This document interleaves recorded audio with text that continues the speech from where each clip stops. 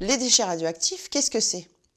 Pour la plupart, ils s'apparentent à des déchets classiques, des outils, des vêtements, des fioles, des résines ou encore des sacs ou des blocs en béton.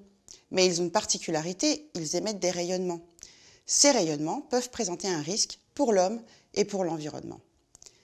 Les déchets peuvent être plus ou moins radioactifs. On les classe selon plusieurs catégories, de très faible activité jusqu'à haute activité.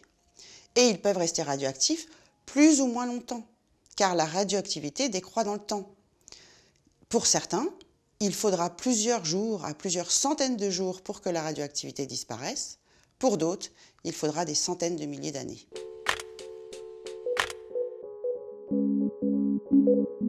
Les rayonnements émis par les éléments radioactifs contenus dans les déchets constituent le principal danger pour l'homme. Ce danger, cela peut être une irradiation externe lorsque l'on se trouve à proximité des rayonnements émis par les substances radioactives, ou encore une contamination interne lorsque l'on inhale ou que l'on ingère des substances radioactives qui pourraient se retrouver dans l'air ou dans les aliments par exemple. Comme les déchets classiques, les déchets radioactifs peuvent présenter un risque parce qu'ils contiennent des substances chimiques qui peuvent être également toxiques.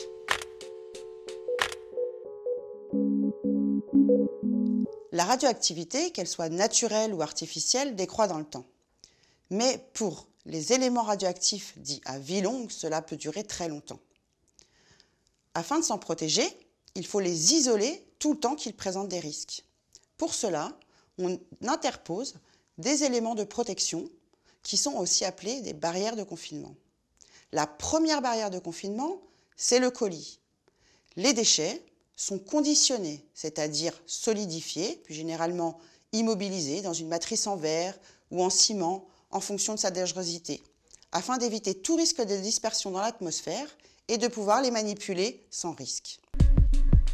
Ensuite, pour les isoler de l'homme et de l'environnement tant qu'ils présentent un risque, les déchets radioactifs sont placés dans des centres de stockage adaptés à leur dangerosité.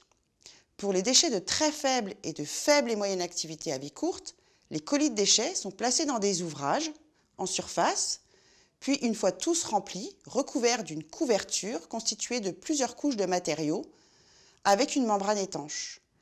Pour les colis de déchets de très haute activité et de moyenne activité qui ont des vies longues, les colis de déchets sont placés dans des ouvrages en profondeur, éloignés des activités de l'homme et des aléas climatiques en surface, mais également dans une couche géologique stable et confinante,